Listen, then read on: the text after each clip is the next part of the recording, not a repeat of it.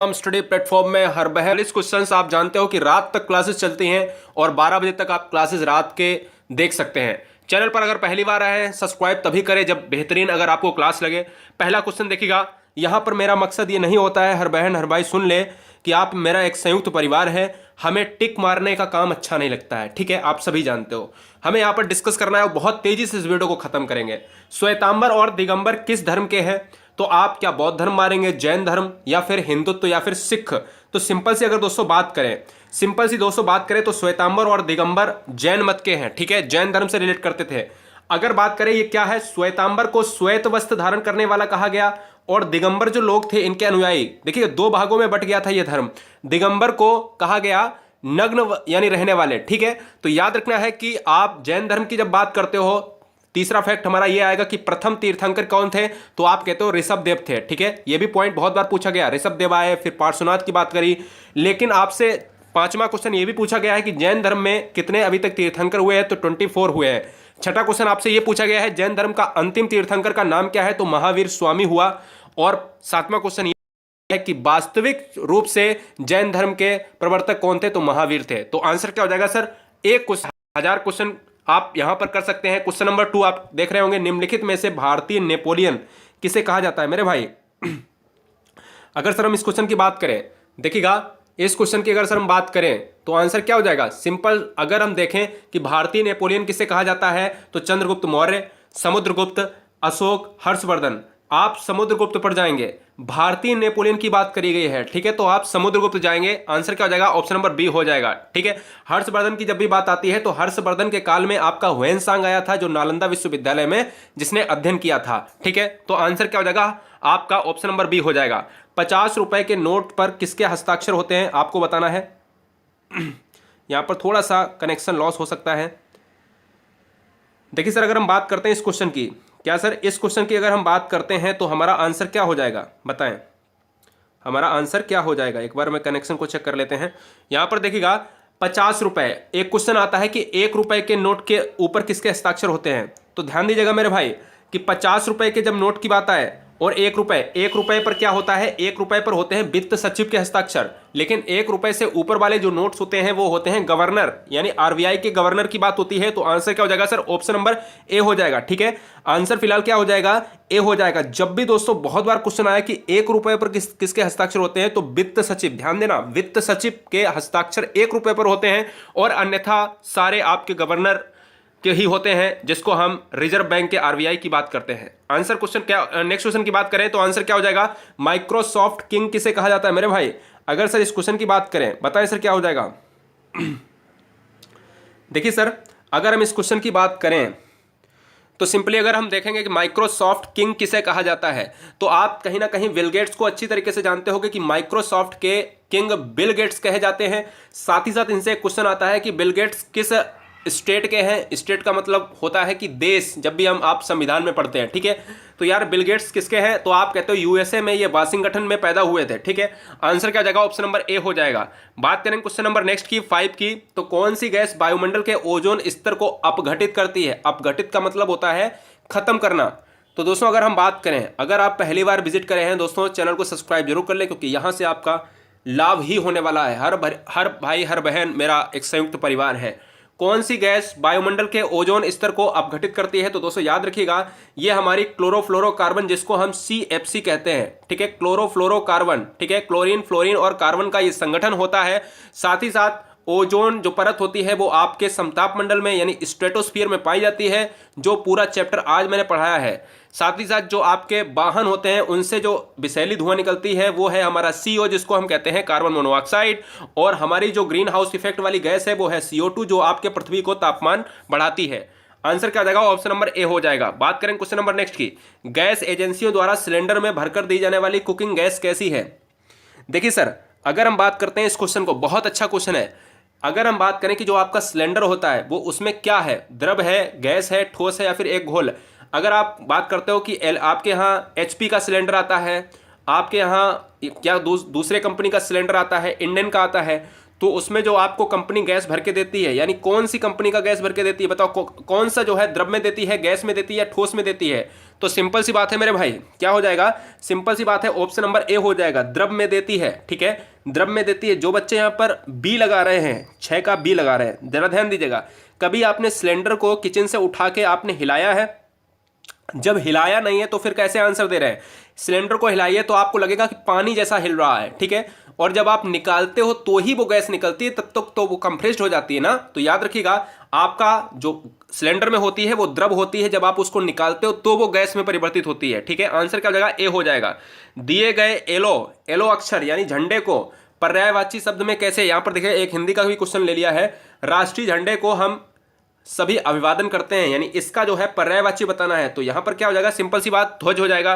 बात करेंगे यहां पर, चैनल को सब्सक्राइब दोस्तों जरूर कर लें मोर अपडेट्स के लिए। ठीक है, आप सभी यहां पर देखिएगा। क्वेश्चन नंबर नेक्स्ट किया, 8वां क्वेश्चन कह रहा है डिस्कवरी ऑफ इंडिया के लेखक कौन है मेरे भाई? डिस्कवरी ऑफ इंडिया के लेखक कौन है? तो देखिएगा, अगर हम बात करते हैं डिस्कवरी ऑफ इंडिया के लेखक जयप्रकाश नारायण बिल्कुल नहीं, इंदिरा गांधी बिल्कुल नहीं, मौलाना अब्दुल कलाम आजाद बिल्कुल नहीं साहब। आंसर क्या हो जाएगा? ऑप्शन नंबर बी हो जाएगा। ठीक है, आंसर नंबर क्या हो जाएगा सर? बी हो जाएगा। Very nice guys, very nice. सभी कमेंट्स को मैं नज़रअंदाज नहीं कर रहा हूँ, हर कमेंट्स मेरे सामने है, लास्ट में आपके नाम लूँगा। बस ये है, नहीं होना चाहिए कि आपने व्हाट्सएप देख लिया, फेसबुक देख लिया। मैं रोज़ाना कहता हूँ जितनी देर आप वीडियो देखें उतनी देर मन से देखें। ठीक है, और क्वेश्चन आपके 10 मिनट में खत्म हो जाएंगे सारे, फिर खूब चलाइएगा। तो आंसर क्या हो जाएगा? ऑप्शन नंबर बी हो जाएगा। बात करें क्वेश्चन नंबर नेक्स्ट की, राज्यपाल की नियुक्ति कौन करता है मेरे भाई? बहुत बढ़िया, वेरी नाइस। हर बहन हर भाई बहुत तेजी से आंसर दे रहा है, वेरी नाइस गाइज। देखिए, राज्यपाल की नियुक्ति, जब भी हम बात करते हैं राज्यपाल की नियुक्ति की बात करते हैं और या हटाने की बात करते हैं, तो हमारा राइट आंसर क्या हो जाएगा? राष्ट्रपति हो जाएगा। जब भी यहां से क्वेश्चन बनता है तो आपको 2 क्वेश्चन बहुत अच्छी तरीके से याद रखने हैं। राज्यपाल की नियुक्ति के लिए उसकी मिनिमम आयु कितनी होनी चाहिए? अभी आपके टेट एग्जाम में आया हुआ है पिछले स्टेटमेंट। ठीक है, तो याद रखिएगा, राज्यपाल की नियुक्ति के लिए उसका मिनिमम जो क्राइटेरिया है वो 35 एज होना चाहिए। ठीक है, राज्यपाल की नियुक्ति राष्ट्रपति करता है, हटाता भी आपका राष्ट्रपति है। साथ ही साथ याद रखिएगा, एक राज्यपाल बहुत से राज्यों का यानी एक से अधिक राज्यों का राज्यपाल हो सकता है, यह भी क्लियर है। ठीक है, बात करेंगे क्वेश्चन नंबर नेक्स्ट की। क्वेश्चन नंबर नेक्स्ट की कि जय जवान जय किसान का नारा किसने दिया है? वेरी नाइस गाइस, बहुत बढ़िया। चौधरी चरण सिंह, जवाहरलाल नेहरू, लाल बहादुर शास्त्री या फिर इंदिरा गांधी? देखिए, अगर हम इस क्वेश्चन की बात करें, सिंपल सा क्वेश्चन है और ज्यादा कोई भी दिक्कत नहीं है। ठीक है, कोई भी दिक्कत नहीं है इसमें। तो आंसर क्या हो जाएगा? सिंपल सी बात है भाई मेरे, क्या हो जाएगा? सिंपल सी बात है कि जय जवान जय किसान का नारा दिया है लाल बहादुर शास्त्री ने, तो ऑप्शन सी हो जाएगा मेरे भाई। क्लियर, ऑप्शन सी हो जाएगा। बहुत बढ़िया, बेहतरीन सर, बेहतरीन सर, ऑप्शन सी हो जाएगा। स्वतंत्रता संग्राम में गांधी जी ने कई बार अब सत्याग्रह किए, जेल में जाकर अनशन किए थे, आमरण अनशन किए, जल त्याग किया। आखिर क्या भरा जाएगा इनके बीच में? जल्दी से कमेंट करो और फटाफट इस क्वेश्चन का 1 सेकंड में जवाब दीजिएगा। देखिएगा, इस क्वेश्चन का सिंपली आंसर क्या हो जाएगा? सिंपली बच्चे आंसर हो जाएगा ऑप्शन नंबर सी, आमरण अनशन। देखो, अनशन के साथ आमरण अनशन किया आता है हमेशा। क्या? कई बार आमरण अनशन किए, और आंसर किसके साथ चला जाएगा? ऑप्शन नंबर सी के साथ चला जाएगा। बेहतरीन सर। देखो, यहां से एक विज्ञान का क्वेश्चन, बहुत अच्छा क्वेश्चन लिया है सर। अगर हम बात करें लाल रक्त कणिकाएं, आरबीसी, आरबीसी का फुल फॉर्म क्या है? Red blood carpals. ठीक है, आरबीसी का निर्माण, और यहां से 2 क्वेश्चन बनते हैं, एक तो निर्माण बता दो और एक तो मृत्यु बता दो। तो जब निर्माण कर लोगे तभी तो मृत्यु होगी। याद रखिएगा, यहां से आपके मैं 5 से 6 क्वेश्चन कंप्लीट कराने वाला हूं, जिंदगी में भूलोगे नहीं। आरबीसी की बात सर आए तो आप अस्थि मज्जा, अस्थि मज्जा अगर ना ऑप्शन में दिया हो तो बोन मैरो तो दिया होगा। बोन मैरो भी हम इंग्लिश में ही कहते हैं अस्थि मज्जा को, तो अस्थि मज्जा हो जाएगा इस क्वेश्चन का राइट आंसर। आरबीसी का निर्माण अस्थि मज्जा में होता है, और मरने का काम भैया कहां पर होता है? स्प्लीन में। स्प्लीन का मतलब होता है तिल्ली। ठीक है, तो आंसर क्या हो जाएगा? फिलहाल अंग में बनने की बात करी है तो अस्थि मज्जा हो जाएगा। ठीक है, अब बात आती है यहां पर आरबीसी के कार्यकाल की, तो 120 डेज होता है। जब भी डब्ल्यूबीसी की बात आती है तो डब्ल्यूबीसी के कार्यकाल होता है 4 से 5 डेज या 3 से 4 डेज की बात होती है। ठीक है, अभी आंसर क्या हो जाएगा सर? ऑप्शन नंबर ए हो जाएगा। देखो, ये क्वेश्चन आप कब देख रहे हैं मुझे नहीं पता, लेकिन अभी अगर हम बात करें 2020 के ओलंपिक खेल की आयोजन की बात हो रही है। ठीक है, कहां पर किए जाएंगे? तो ये क्वेश्चन आपके लिए बर्निंग क्वेश्चन हो सकता है, बहुत इंपॉर्टेंट क्वेश्चन। देखिएगा, 2020 के ओलंपिक खेल किस देश में आयोजित किए जाएंगे, या आपका क्वेश्चन अगर 2021-22 में पूछा जाता है तो आपको ऐसे पूछा जाएगा कि 2020 के ओलंपिक कहां हुए थे। तो याद रखना है कि इस क्वेश्चन का जो राइट आंसर हो जाएगा जापान। अब यहां से क्वेश्चन जो बनते हैं जरा ध्यान दीजिएगा, जापान से क्वेश्चन बनते हैं। जापान की राजधानी क्या है? टोक्यो है, ठीक है, टोक्यो है। इसकी मुद्रा क्या है? एन है। और आपको सभी को पता होना चाहिए कि चीन की मुद्रा, चीन का यहां पर अगर हम बात करें, चीन की जो है राजधानी आप कहते हो कि संघाई हो जाएगी क्या? सिंपल सी बात है, इन क्वेश्चंस के बारे में आपसे नहीं पूछा जाता है। सिंपल सी बात है, आपका क्या हो जाएगा? आंसर सी ऑप्शन हो जाएगा। बाद बाकी आप मुझे ये बताओ कि चीन की मुद्रा क्या है, फटाफट कमेंट करके बताइएगा। अभी मैंने कल आपको बताया था, कल आपको एक क्वेश्चन पेपर में बताया था, द्रोणाचार्य पुरस्कार किस क्षेत्र में प्रदान किया जाता है? देखिएगा क्वेश्चन नंबर 14 आप देख रहे हैं। दोस्तों हर बहन हर भाई इस क्वेश्चन का आंसर दे और समझे। द्रोणाचार्य की बात आती है, द्रोणाचार्य क्या करते थे आप ही बताओ? कहीं ना कहीं किसी को आप प्रशिक्षण की बात करते थे, ठीक है, धनुष चलाना सिखाते थे, ऐसे ही था कुछ ना कुछ, आपने सुना होगा, महाभारत की बात करते थे, ठीक है। खैर नहीं सुना होगा तो आप ये समझो कि द्रोणाचार्य पुरस्कार खेल प्रशिक्षण के तहत दिया जाता है। यानी खेल प्रशिक्षकों को आप कह सकते हो ना, जो आपको कोच देते हैं ना, कोचिंग देते हैं। कोच का मतलब होता है जैसे आप क्रिकेट के हैं खिलाड़ी तो उनको कोच देने वाले, यहाँ पर जो है आपको देने वाले, ट्यूशन देने वाले, ठीक है, उनको दिया जाता था, ठीक है। अर्जुन पुरस्कार की बात आती है तो आप कहते हो कि खिलाड़ियों को दिया जाता है। ऐसे ही यहाँ पर ऑप्शन नंबर क्या हो जाएगा? सी हो जाएगा। बहुत बढ़िया। दिए हुए काले अक्षर का विपरीतार्थक जो है शब्द बताइएगा, उल्टा अर्थ बताइएगा। अनुकूल का क्या हो जाएगा? हिंदी का क्वेश्चन ये आ गया है, लेकिन आपका जीके में ही क्वेश्चन आता है। अनुकूल क्या हो जाएगा? प्रतिकूल हो जाएगा। मतलब जीके का क्वेश्चन क्यों लिया गया है? जीके के क्वेश्चंस में एक क्वेश्चन पूछा गया था, आपके किस में पूछा गया था? पीसीएस लेवल के आप जब एग्जाम्स देते हैं तो ऐसे जीके में एक आधे क्वेश्चंस डाल दिए जाते हैं, ठीक है, वो आपको हिंदी के लगते हैं। अगर हम बात करें क्वेश्चन नंबर 16, साइना नेहवाल का नाम किस खेल से जुड़ा है? देखो जब भी हम बात करते हैं अनुकूल का, प्रतिकूल का हो जाएगा, भूषण का दूसरा हो जाएगा, तो ये सिंपल हम लोग हिंदी में पढ़ा करते हैं ना। लेकिन फिलहाल अभी देखो इंटरेस्टिंग क्लास को बना देते हैं। साइना नेहवाल का नाम किस खेल से जुड़ा है? दोस्तों अगर हम साइना नेहवाल की बात करें, बताओ सर, बताओ क्या हो जाएगा? बहुत बढ़िया दोस्तों, बहुत बढ़िया, बेहतरीन सर। तो देखिएगा अगर हम बात करते हैं इनकी, तो भैया बैडमिंटन खिलाड़ी हो जाएंगी क्या? बताओ, बैडमिंटन खिलाड़ी हो जाएंगी क्या? सिंपल सी बात है मेरे भाई, सिंपल सी बात है, ठीक है। अच्छा मुझे ये कोई बताएगा कि यह जो है बैडमिंटन खिलाड़ी तो हैं, लेकिन यह किस राज्य से हैं? किस राज्य से हैं? कोई बताएगा मुझे? कंट्री तो भैया इंडिया हो जाएगा, लेकिन साइना नेहवाल आपके हैदराबाद से हैं, ठीक है, हैदराबाद। क्लियर? तो हैदराबाद इनका जो है वो हो जाएगा, स्टेट हो जाएगा। जब कोई राज्य राष्ट्रपति के शासन के अंतर्गत होता है, जब कोई राज्य राष्ट्रपति शासन के अंतर्गत होता है, तब उस राज्य का बजट कौन पारित करता है? जब कोई राज्य, मतलब राष्ट्रपति शासन आप जानते हो कि राष्ट्रपति द्वारा लगाया जाता है, यानी राज्यपाल भी उसमें काम करता है। ये शक्तियां किसकी हैं? ये हैं आपके राष्ट्रपति की शक्तियां। 352 के तहत आप राष्ट्रीय आपात की बात करते हो, 356 के तहत आप राष्ट्रपति शासन की बात करते हो। राष्ट्रपति शासन के तहत क्या होता है? जब किसी राज्य का शासन विफल हो जाता है, ठीक है। अभी आंसर क्या हो जाएगा सर? आंसर क्या हो जाएगा? तो आंसर आपका हो जाएगा ऑप्शन नंबर सी हो जाएगा, ठीक है, संसद करती है, ठीक है। ऑप्शन नंबर क्या हो जाएगा सर? सी हो जाएगा। क्या हो जाएगा सर? ऑप्शन नंबर सी हो जाएगा क्या? जल्दी से कमेंट करिएगा। बहुत बढ़िया, सी हो जाएगा। चलते हैं क्वेश्चन नंबर नेक्स्ट की। निम्नलिखित में से कौन से स्थान पर कुंभ मेला नहीं लगता है? आप सभी अच्छी तरीके से जानते हो कुंभ मेला कहाँ कहाँ लगता है, बताओ भैया मेरे। बहुत बढ़िया, हर बहन हर भाई बहुत तेजी से आंसर दे रहा है, जिंदाबाद सर। अगर हम सर बात करें कुंभ की, बताओ कुंभ कहाँ कहाँ नहीं लगता है? कुंभ कहाँ कहाँ लगता है अगर पता होगा तो नहीं लगने वाला आंसर आपको फटाफट आ जाएगा। तो देखिएगा अगर हम बात करते हैं इस क्वेश्चन की, इस क्वेश्चन का राइट आंसर हो जाएगा बनारस। बनारस में मुझे लगता है 80 घाट भी है, ठीक है। हरिद्वार में लगता है कुंभ, इलाहाबाद में लगता है, इलाहाबाद का नाम प्रयाग है, और उज्जैन और नासिक में लगता है, ठीक है। तो दिमाग में रखना है क्या? 4 जगह लगता है, हरिद्वार, प्रयाग, उज्जैन और नासिक। तो याद रखिएगा 6-6 साल, यहाँ पर 6-6 वर्ष के अंतराल में अर्धकुंभ होता है, और 12 साल के अंतराल में एक बार कुंभ लगता है, ठीक है। तो याद रखिएगा। क्वेश्चन नंबर नेक्स्ट की बात करेंगे। कथकली निम्नलिखित में से कौन सा राज्य का शास्त्रीय नृत्य है? सर अगर हम बात करें इस क्वेश्चन की, कथकली निम्नलिखित में से किस राज्य का शास्त्रीय नृत्य है सर?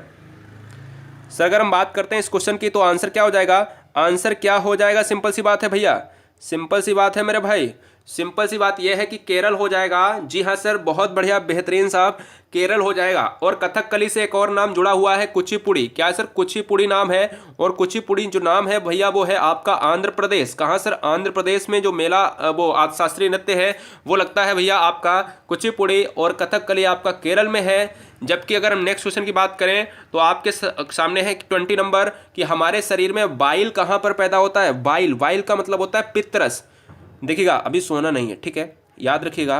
वीडियो बहुत तेजी से खत्म हो रहा है। जब मैं फेफड़े फाड़ सकता हूं तो आप रुक नहीं सकते हैं क्या? बिल्कुल रुक सकते हैं। सुनिएगा, हमारे शरीर में पित्तरस का निर्माण कहां पर होता है। यहां से आपके दो क्वेश्चन बनेंगे। कैसे?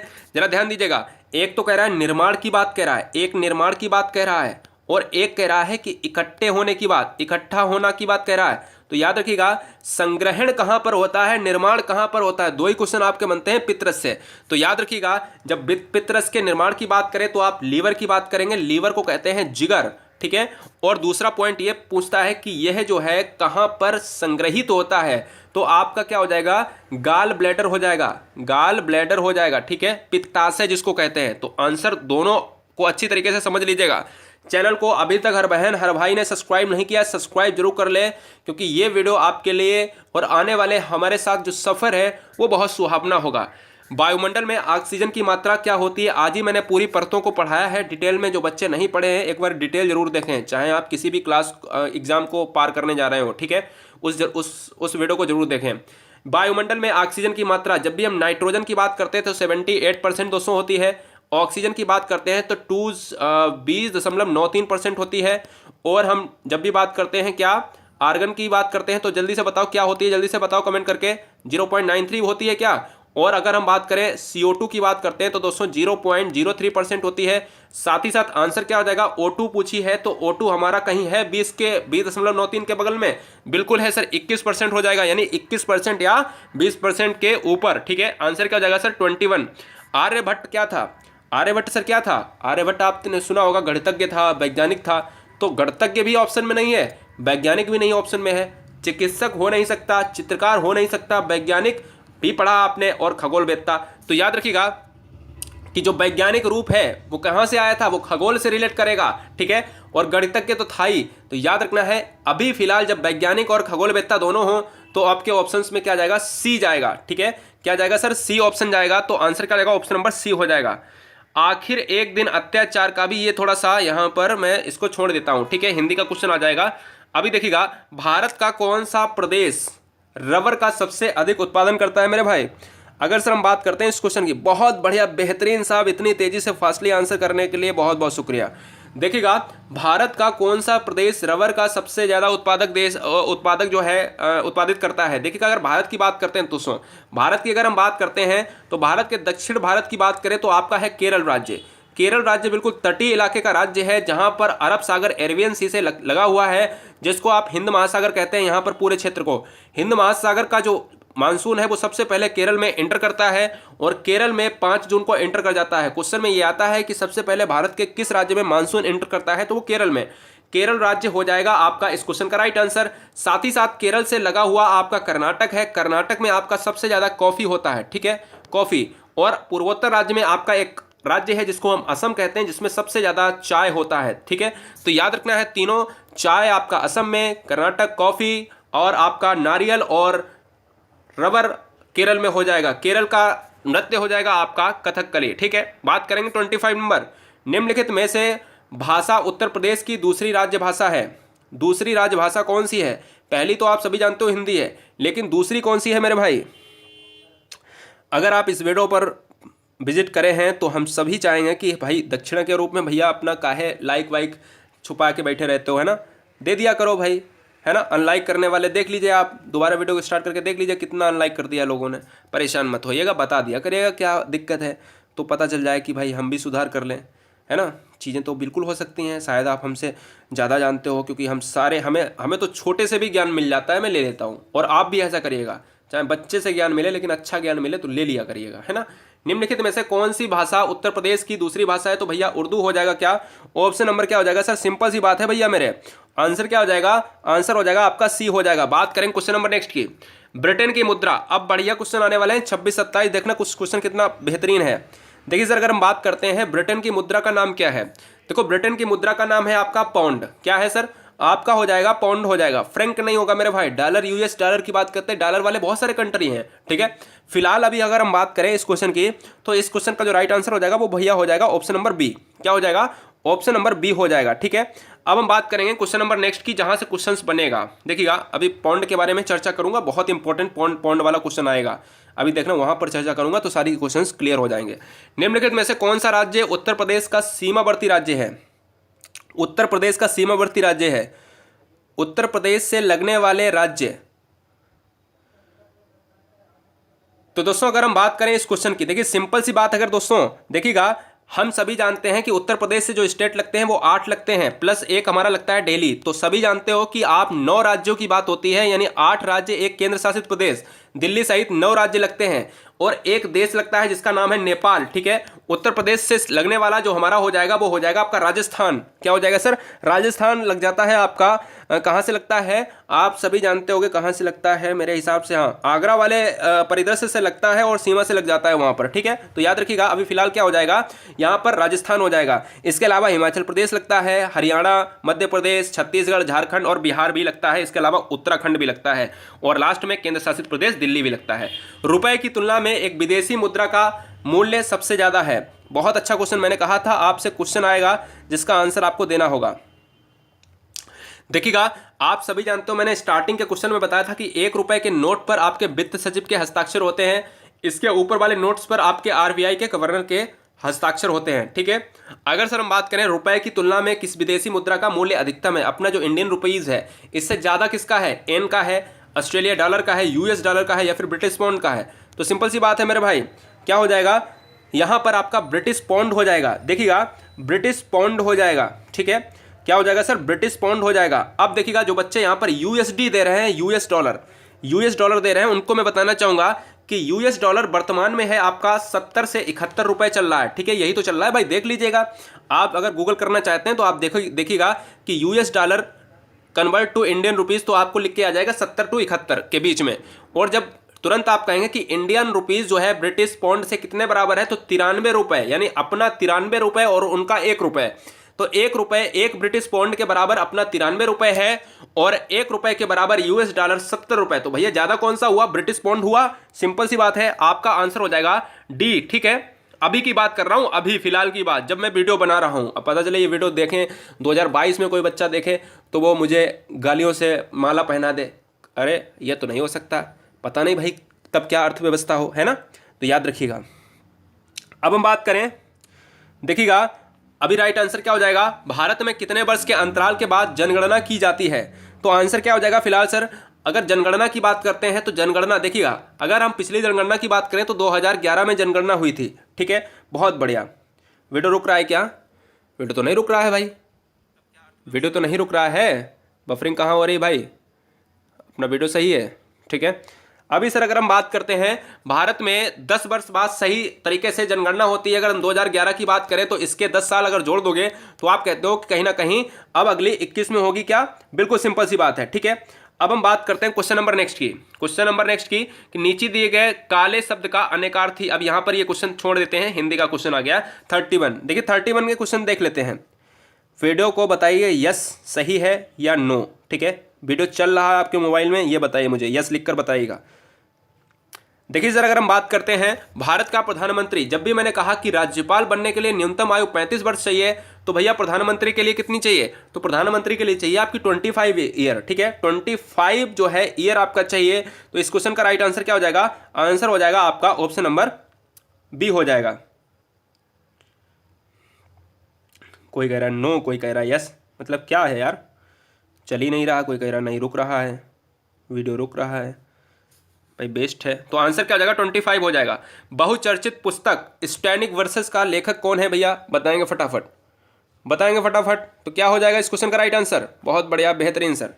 तो देखिएगा, अगर इस क्वेश्चन की राइट आंसर की बात करें सर, इस क्वेश्चन का राइट आंसर क्या हो जाएगा? सलमान रश्दी हो जाएगा इस क्वेश्चन का राइट आंसर। तो ऑप्शन नंबर ए। देखिएगा, हमने आपसे क्वेश्चन बोला है, डिस्कवरी ऑफ इंडिया के जवाहरलाल नेहरू हो जाएंगे, और स्टैनिक वर्सेस जो हमेशा क्वेश्चन ट्रेंड में रहता है, सलमान रश्दी साहब हो जाएंगे। तो आंसर क्या हो जाएगा? आंसर हो जाएगा आपका ऑप्शन नंबर ए।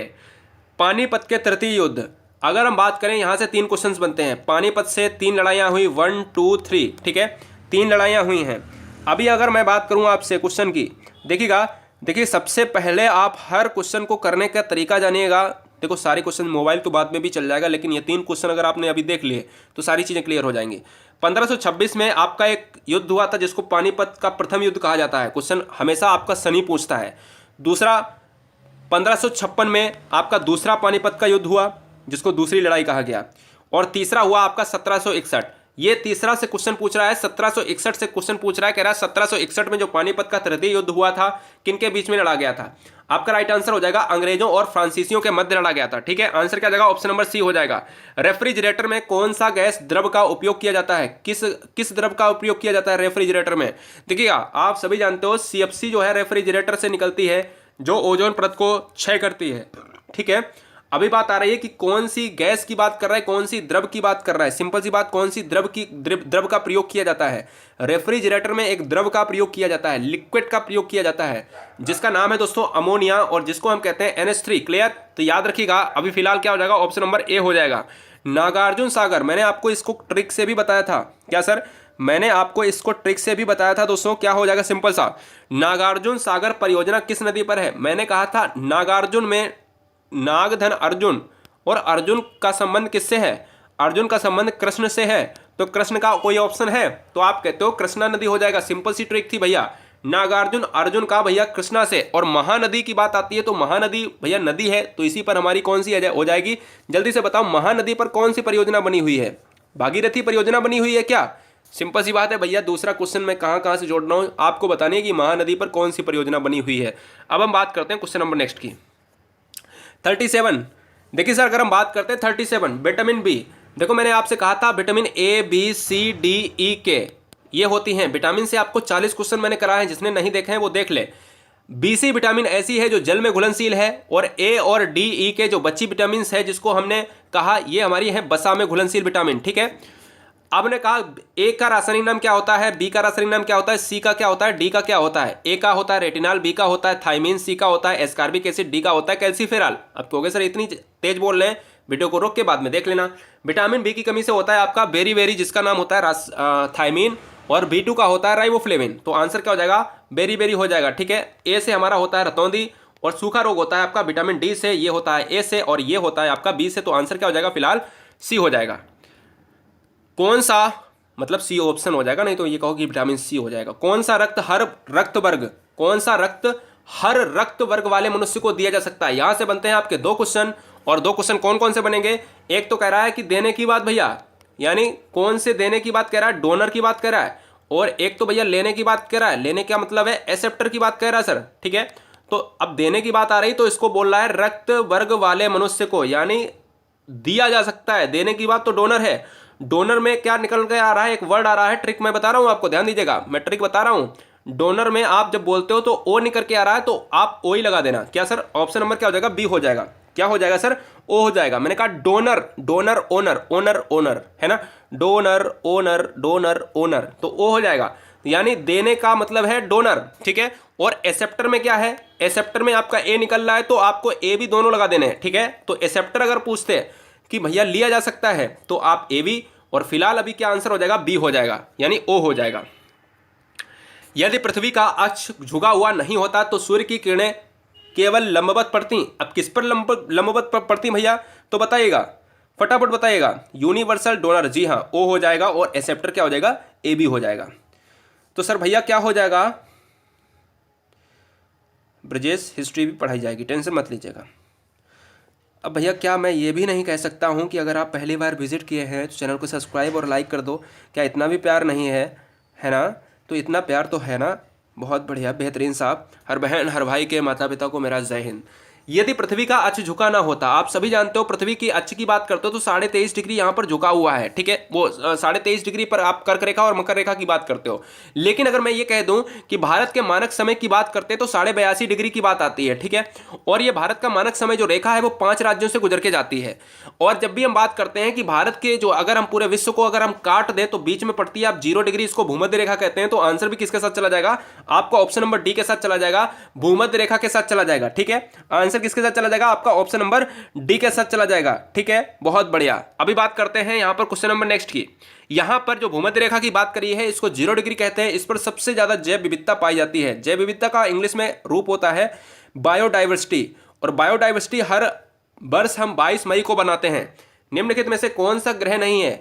हम एक बात करते हैं सूर्य। सूर्य के जो चारों तरफ चक्कर लगाता है उसको हम कहते हैं ग्रह, और ग्रह के चारों तरफ चक्कर लगाता है उसको हम कहते हैं क्या? उपग्रह कहते हैं। सूर्य किससे बना है? सूर्य को बार बार मैंने बताया है, हाइड्रोजन प्लस हीलियम से बना है। ठीक है, और अगर हम बात करें कौन सा ग्रह नहीं है, तो सूर्य क्या है? सूर्य एक तारा है। तो तारा भैया ग्रह तो नहीं हो सकता, तो आंसर भी किसके साथ चला जाएगा? बी के साथ चला जाएगा। बुध और शुक्र ऐसे ग्रह होते हैं जिनके कोई भी सैटेलाइट, जिनका कोई भी उपग्रह नहीं होता है। बृहस्पति का सबसे बड़ा ग्रह माना जाता है और इसका सबसे बड़ा उपग्रह भी है, जिसको हम कहते हैं ज्ञानीमीड। ठीक है, और शनि का एकमात्र, शनि का बहुत सारे, शनि के सबसे ज्यादा ग्रह होते हैं। ठीक है, उपग्रह होते हैं। शनि का टाइटन प्रमुख उपग्रह है। ठीक है, यह भी अच्छी तरीके से याद रखना है। क्वेश्चन नंबर नेक्स्ट की बात करें, क्या कितने हो गए क्वेश्चन भाई? 40 तो हो गए भाई। अब क्या जान लोगे मेरे भाई? 40 क्वेश्चन और इतनी जल्दी, मतलब रिकॉर्ड फिनिश और इतना डिटेल, तो भैया मेहनत लग रही है ना? टेंशन मत लो, देखने में भी मेहनत लगती है, और देखने के लिए बहुत बहुत शुक्रिया आपका। जय हिंद, वंदे मातरम दोस्तों। अब बताओ कोई दिक्कत है, समस्या है मेरे भाई? सांस तभी लेता हूं जब वीडियो खत्म होती है। अब ये नहीं है भैया ले लेता हूं बीच बीच में, मर थोड़ी ना जाऊंगा, है ना? लेकिन ये है, बिल्कुल आपको परिवार की तरह पढ़ाया जाएगा। टेंशन नहीं लेना। हर बहन हर भाई के सपनों के लिए थोड़ी सी हम मेहनत करेंगे, थोड़ा आप मेहनत करोगे सर, है ना? चीज़ें बिल्कुल क्लियर हो जाएंगी। जो भी है सर आपके सामने है, मेरा ज्ञान जितना भी है वो आपके सामने है, खुल्लम खुल्ला क्लियर। ताल ठोक के कहता हूँ, जितना भी है मेरे अंदर, जितना भी है वो आपके सामने, और आपका ज्ञान मेरे सामने आता है रोज, जो मैं कमेंट बॉक्स में देख लेता हूँ। टेंशन मत लो। गलतियाँ मेरे से भी होती हैं, आपसे भी होती हैं, और गलती से ही मनुष्य सीखता है, वरना जानवर ही हो जाएगा, है ना? चीज़ें बिल्कुल क्लियर है। चैनल पर पहली बार अगर आए हैं, विजिट करे हैं, सब्सक्राइब कर लेना। दूसरी चीज़ आपसे विनम्र निवेदन करना चाहूँगा दोस्तों कि यहाँ पर सब्सक्राइब करने के बाद आपको गुरुजी वर्ल्ड के टेलीग्राम से जुड़ जाना है। गुरुजी वर्ल्ड के टेलीग्राम से जुड़ने के लिए आपको प्ले स्टोर से डाउनलोड कर लेना है टेलीग्राम, सर्च कर लेना है गुरुजी, एक स्पेस और WORLD। ठीक है, जितना भी है दोस्तों आपके सामने है। फिर मिलेंगे नेक्स्ट वीडियो में। वीडियो को लाइक करे बिना ही जा रहे हैं, अनलाइक कर दो लेकिन करके जाओ। ठीक है, चलते हैं दोस्तों। जय हिंद, वंदे मातरम। आप सभी का स्वागत था। यूं ही मुस्कुराते रहिएगा, और मैं चाहूँगा कि आप मस्त रहें, आबाद रहें, परिवार भी आपका बेहतरीन रहे। बिंदास आपका यहाँ पर स्वागत था। रूबी हैं, चंद्रप्रकाश, दीपक, अभिषेक, सिया, सुमित, सुमन, ज्योति, अनुराग, प्रिया, प्रशांत, राखी, अमित, प्रांशु, दीपक, आरती, ममता, निर्मला, पूजा, पौरुष, गुज्जर। बहुत बढ़िया सर। राजस्थान, MP क्षेत्र वाले, बिहार क्षेत्र वाले, उत्तर प्रदेश के हर ज़िले से हर बहन हर भाई के कमेंट्स को मैं ले नहीं पा रहा हूँ, लेकिन बस इतना ज़रूर है कि आपके घर तक ज़रूर पहुँचूँगा। जय हिंद, वंदे मातरम। अभी तक आवाज़ पहुँच रही है, कभी न कभी हम ही पहुँचेंगे। इंकलाब जिंदाबाद, आदाब, सत श्री अकाल, जय महाकाल।